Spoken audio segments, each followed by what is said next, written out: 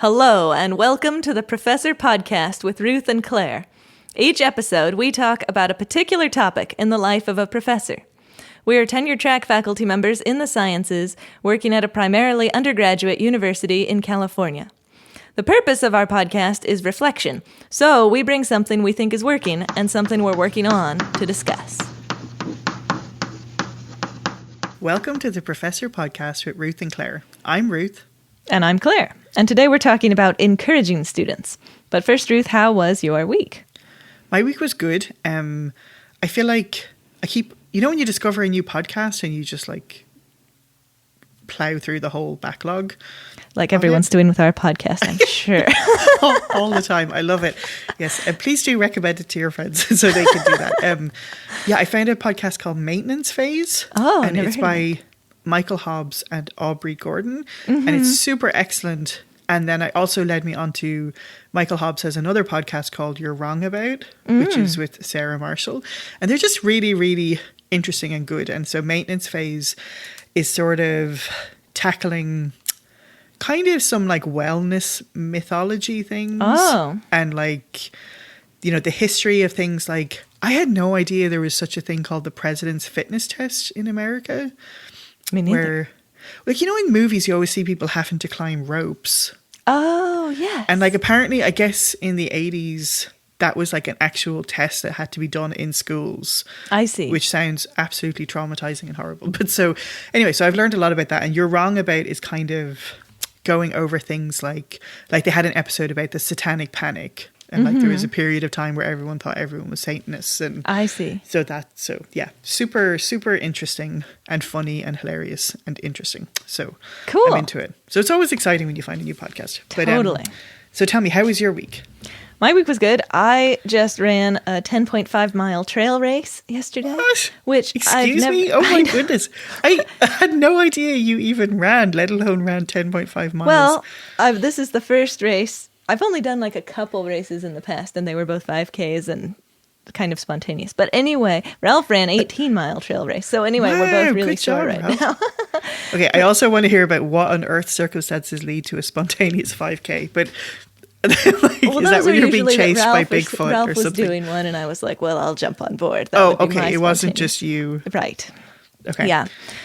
But yeah, this was Ralph wanted to do a really long one, and signed up for the 18-mile one, and I was like, okay, cool, I'm gonna come and read a book while you do that, and it'll be super cool. And then I was like, oh, they do have this 10-mile one, and I was like, well, why not just do it? So anyway, it was fun. That's amazing. Good job to both of you. Oh, thanks.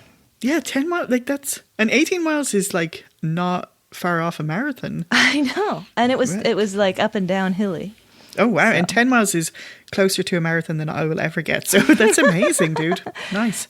It was funny because we often, we go running in the trails around here. But I hadn't done 10 miles. But then, somebody would come by and be like, oh, we got 3 miles left. And I was like, 3 miles, that's nothing. And then ages later, I was like, has it not been 3 miles? Yeah, Oh my God. So anyway, it was fun. It was really cool. I'm glad to have done it. Wow, that's super cool. Congratulations. You seem very bright-eyed and bushy-tailed for someone who just ran a 10K yesterday. Well, I did take a nap yesterday, so. I'm sure you did. Yeah. That's awesome. Nice work. And it's such a cool thing about being here that I feel like I never utilize in any meaningful way, but we do. We're in such a beautiful area. Then I hear about the trails. Yeah, this was through the redwoods and up and down, crossing stream, tiny little stream, but it was just beautiful. Oh, that sounds lovely. Absolutely lovely. A perfect day, temperature. Yeah, yeah, totally the spot to be in the woods.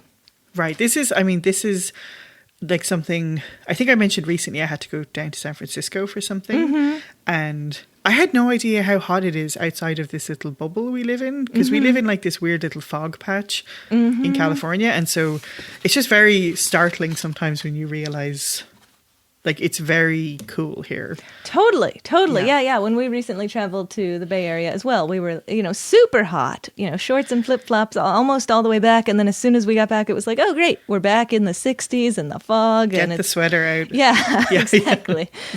Yeah, for sure. I love it. That's my perfect temperature range. Perfect. Definitely. I know. Yeah. It's become my norm, so I'm into it. Yeah.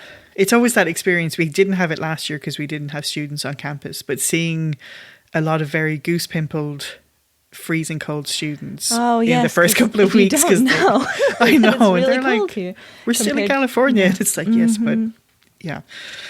Yeah. So tell me, encouraging students. Yes. So first I have a quote which is related to sorry. Yes, students. of course. No, it's fine. Because it's about Professor McGonagall encouraging Neville. So in case you are not, well, I know you are, but if any listeners are not familiar with Hogwarts academics, in the 5th year, they take these tests called OWLs, and if you get the grade, like the best grade is outstanding, and then it exceeds expectations, and then it's acceptable, and they decide if you get exceeds expectations or up, you can usually go on and take the next level of classes, and the next level of classes are called the NEWT levels. So anyway, Professor McGonagall is talking with Neville, and Neville struggles in some subjects. He's excellent in some other ones. So Professor McGonagall says, herbology, fine. Professor Sprout will be delighted to see you back with an outstanding OWL, and you qualify for Defense Against the Dark Arts with exceeds expectations. But the problem is transfiguration. I'm sorry, Longbottom, but an acceptable really isn't good enough to continue to any WT level. I just don't think you'd be able to cope with the coursework. Neville hung his head. Professor McGonagall peered at him through her square spectacles. Why do you want to continue with transfiguration anyway? I've never had the impression that you particularly enjoyed it. Neville looked miserable and muttered something about, my grandmother wants.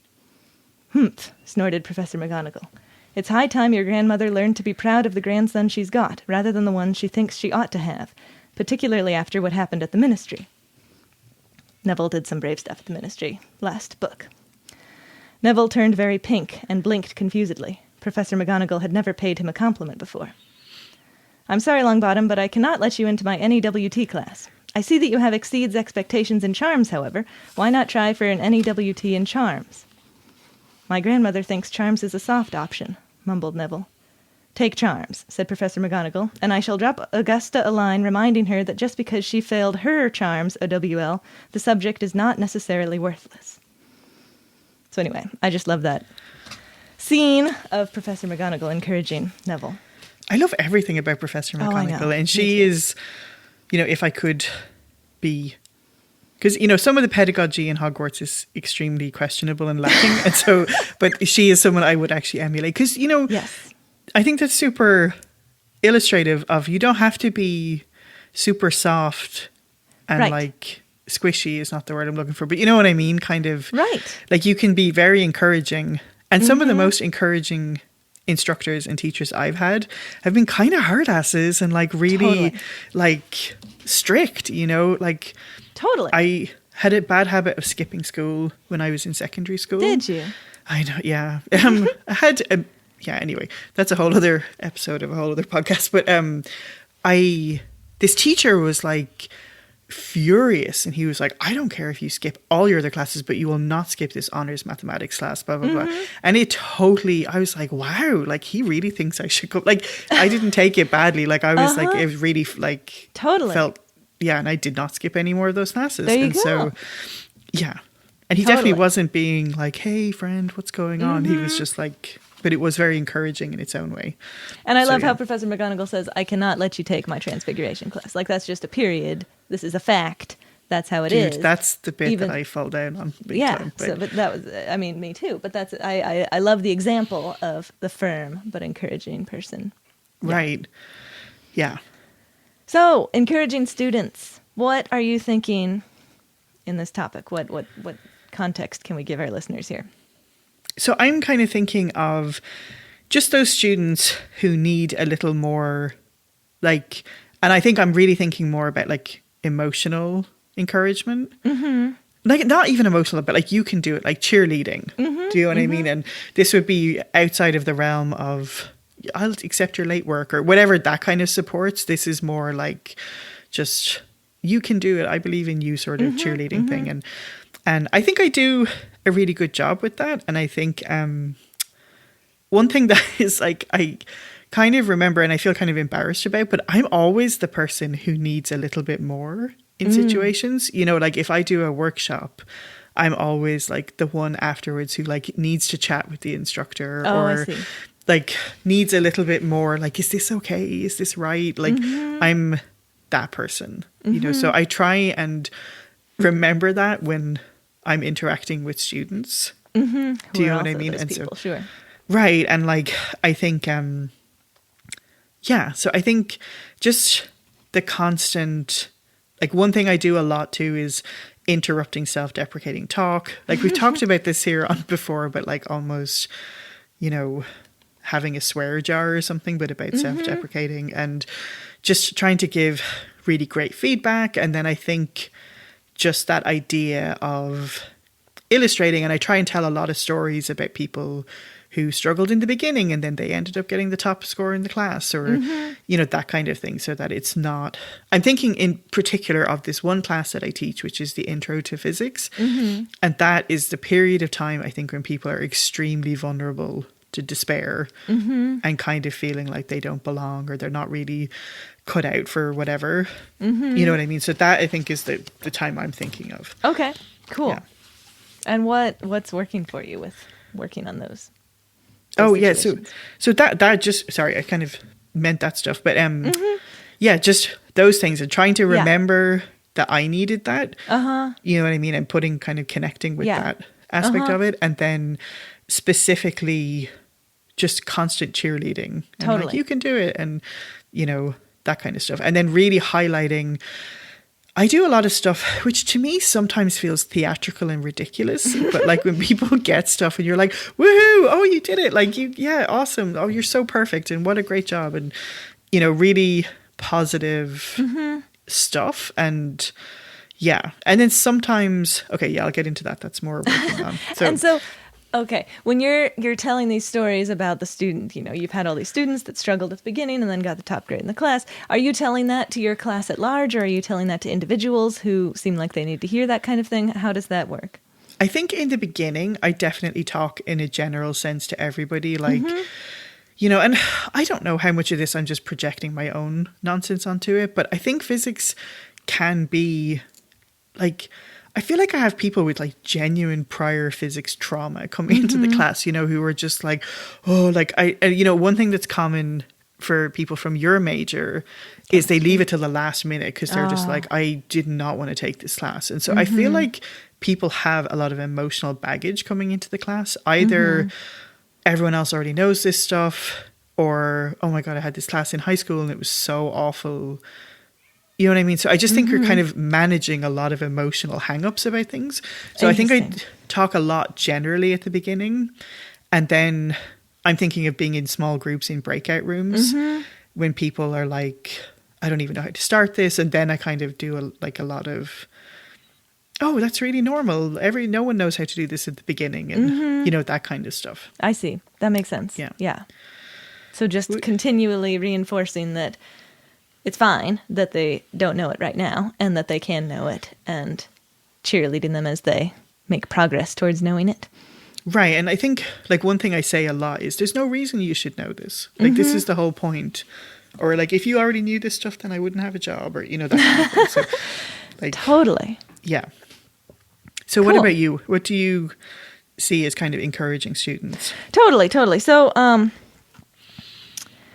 yeah, so I can think of many students who've done really well in my classes, and they've, you know, tackled all the concepts and the skills really thoroughly, and they've really just put in the effort to do their best work, and yet they don't really see that in themselves. Oh, yeah. Like they might consider themselves perpetually behind all their classmates, or they continually expect mediocre results from themselves, and I want to help those students have more confidence in themselves, and hopefully they aim higher or have the confidence to pursue whatever it is they really want to do.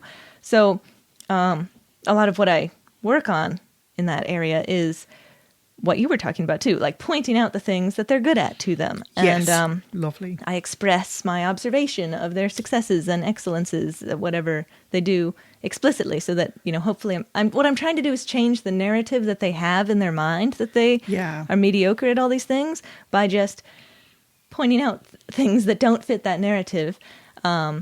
So I'm trying to like make cracks in their narrative of being mediocre. And I hope it'll sink in over time. But even if it doesn't sink in, you know, over the semester that I have with them, I'm hoping that it will just add to some evidence that hopefully builds up, that makes them eventually realize that they don't have to think of themselves as mediocre. And in fact, they aren't mediocre and they can do all these things, you know? So, yeah. I love everything about this. I think, that's really interesting.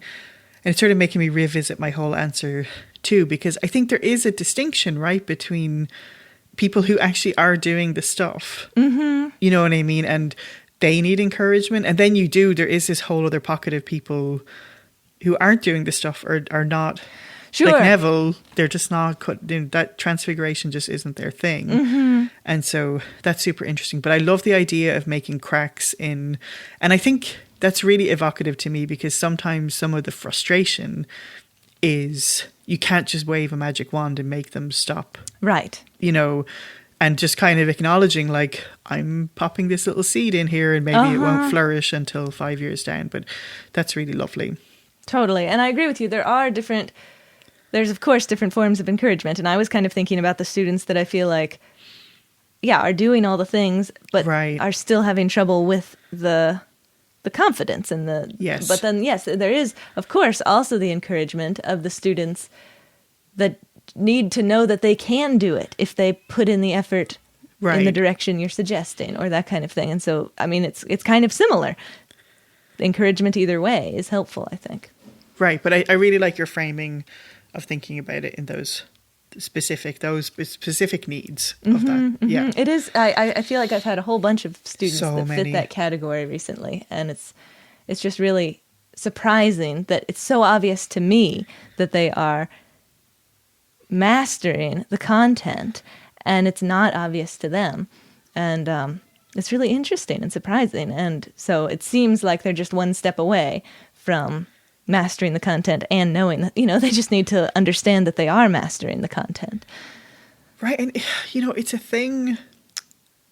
It's sort of sad too, because sometimes those particular types of students, you wonder about their anxiety level is so not matching their reality. Right. And then you have the absolute flip of that, where you have people who are super chill and doing nothing and they're fine or just very much overestimate their, and I think I encountered that less here, but that it is really sad sometimes because you're just like, you're never getting to feel your successes.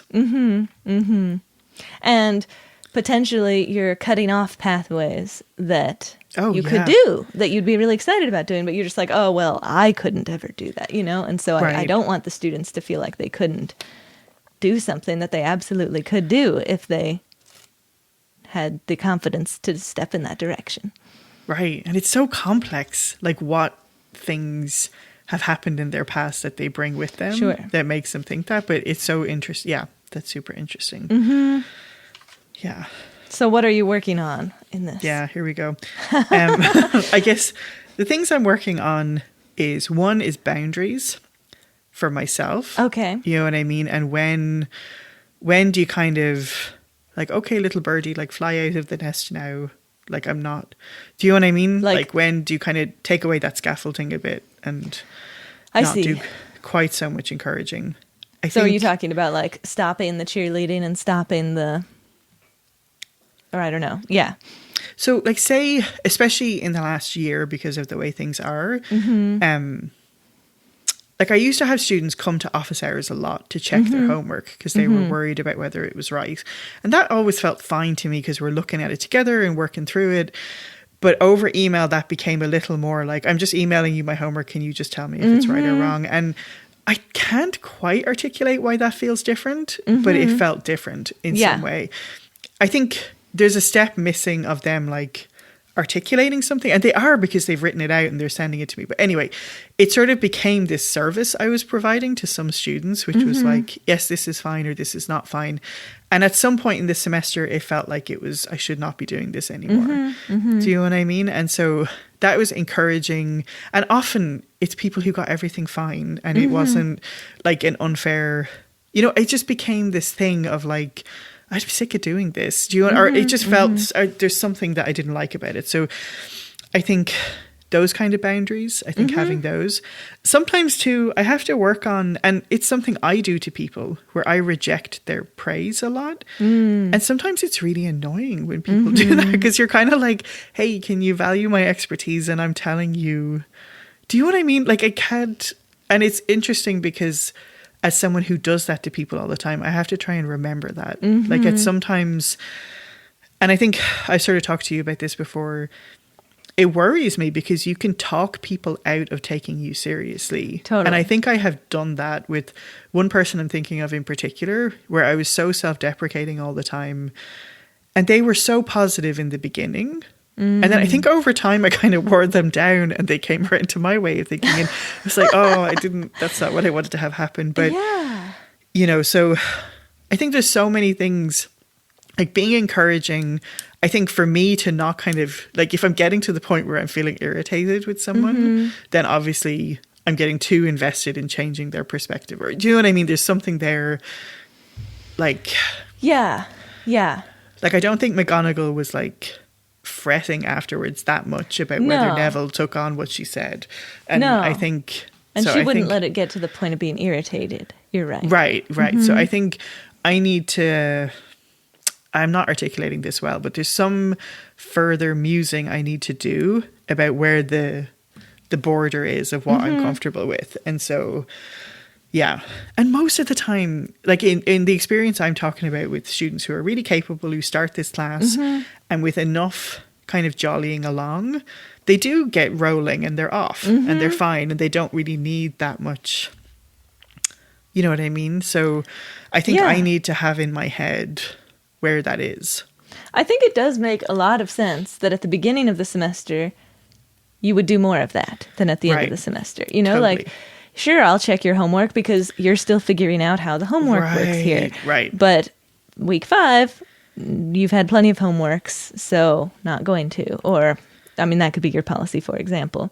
Right. And I think sometimes I'm really grossly unfair because I'm not saying that bit of like, oh, it's early in the semester, I'm happy to do this. You know, I'm not making it clear that this is kind of a finite thing. So I think that's, you know, definitely something I need to think about. And totally. And I know what you mean. Yeah. Like I have kind of, there are unwritten rules even in my head where it's like, if you email me to say, hey, can you just read my introduction and see, I'm worried that I did too much of X or something, that feels fine to me. But if it's like, can you just check my report? That's starting to feel like, well, no, I'll do that when I grade it. But if you have a question, I'm glad to answer it, you know? Right. Exactly. Yeah. But I think I need to, I don't even think I don't have it as well thought out as you do, where I'm just like, this is annoying me and this other time isn't annoying me. And I don't do the next step of like, why are those two things different? So I need to do some of that. But I think you're right. Like all of these things we're doing as part of encouragement, like, to help the students know that they can do the assignments and do them well. And it kind of comes back, I keep feeling like some of this comes back to help or not to help. Like at the beginning of the semester, maybe it's perfectly appropriate to help by encouraging, by reading their homework in advance. But then as time goes on, that's actually not helpful in either way. You know, you need to read. Yeah. Right. And I think, and for me with the homework thing, it's just like it is this emotional support rather than like a practical, do you know what I mean? So I don't know. That's interesting. Totally. Well, I like the idea of thinking about explicitly what you're okay with and what you're not okay. Yeah. I think like all of this is not on the students. It's on me to do some reflection about how I actually want to do this. And a lot of, like, this sounds weird and it's like, it sounds like a humble brag and it's not, but like a lot of my thing is just like wanting to be nice, but it's not nice to do something and then get so irritated with someone. Right. Do you know what I mean? So I know what you mean. Yeah. I need to. I do. I've felt bad about being irritated at students before because I've been like, but I totally led them to believe that it was okay to send me whatever it is. Yeah. So it's my fault that they're doing it and now I'm annoyed about it. yeah, totally. So what about you? What are you working on? So again, thinking about the group of students who are doing excellently but don't seem to understand that internally, I'm considering being more direct about suggesting that they change their negative narrative. What I am doing is putting little cracks in where I can, but I'm considering telling them they're not allowed to say negative things about themselves during office hours or emails or something like that. And we've kind of talked about this before. I've thought about it a little more. I'm not sure exactly how it would work, but I think I would explain the rule and the purpose of the rule directly. And I think I could do it in a humorous way where it would just be this funny thing. And I'm imagining, like, of course, there's going to be slip-ups because the people we're talking about are in the habit of saying negative things. So there could be some system where we just have some acknowledgement that they do when they slip up, and then they find a rephrase. And I'm hoping... Oh, I love the find a rephrase. That's what I'm thinking, is that. like, hopefully they're not only noticing when they're doing it, but then they're equipping themselves with some new phrases that they could use instead, because it's a habit. You need something else to do. You need some other way to communicate if you're not doing the normal. So I think it could be effective, but the tone has to be spot on, I feel like. So I want to really think it through in advance about how I want to phrase it and how I want to set it up. And like, at first I was thinking I would only want to do this with the students that I already have a good rapport with, but then I was thinking it could be the whole class. It could just be a rule. Like, you can't write self-deprecating things in your emails to Claire. I'm not quite sure how I want to do it. I need to think about it more. But I think particularly this pool of students, but really everybody could probably benefit from realizing negative thoughts that they're doing and finding new ones. So just a thought. I'm still pondering it, but... Dude, I love all of this. I think it could be cool. Well, I'm having a lot of thoughts. So, what are your thoughts? One thought is, I love this. I love the replacement because this is a side note, but with my kids, like when they say something or ask for something kind of rudely, and sometimes you're just like, no. And I've started doing a thing where you're like, try that again. And then if they ask nicely, and I'm like, oh, what a lovely way to ask, or how I would be delighted to get you an apple. And like, there's some, and again, the students we're talking about are not 6 and 8, but there's some positive reinforcement to like, see, if you ask nicely, you get this lovely, everyone's happy or whatever.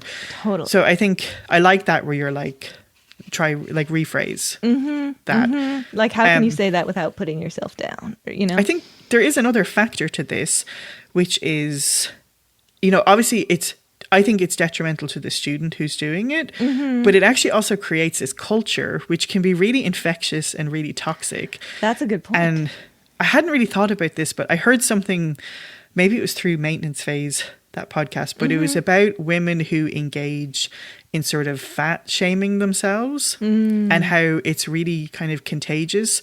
But those people are found to be just really unhappy. But when you're like, oh, like I can't even get into my jeans, and someone's like, oh, I can't even do, and like it just, everyone's kind of one-upping themselves on how awful they feel. And I'm thinking about someone being in my office hour who is actually struggling and hearing someone who's getting an A talking about themselves so badly. That's a really good point. Like, just the impact, I don't know, it just can become a thing, and it's something I engage in all the time. It's like, oh no, I'm the worst. And like, it's just, yeah, it's not a good headspace. It also just kind of promotes, like, kind of building on what you're saying, it promotes the idea that chemistry or physics or whatever class you're in is just really hard. Right. Which, okay, you need to learn the content and practice, as is true with anything. But saying that it's hard can make it harder, And if everybody's going around saying how far they are from understanding it, then that seems like it makes it unattainable to understand it, Totally. Yeah. So I think you're right. These students who are getting an A and going around saying they're having trouble understanding it is promoting that culture even more. That's really interesting. And I think I've been on the receiving end of that, where you're like, oh no, like this person thinks they're doing a bad job and they've got like all this stuff, and just being like, oh. And I don't think it's quite the same thing, but I've managed to do a little bit when we did grad school club. But we used to sort of joke about, like you said, something self-deprecating, like try it again or whatever. But I wonder, I mean, obviously you should, because your class is pretty tight, but also I wonder, could you try like pilot it in your research group or something? I think I might pilot it in my research group. Yeah. And those people I know better, but it's still a group. So I can be talking to everybody rather, I don't know. I think it could be cool. I'm intrigued by the idea and want to try it out.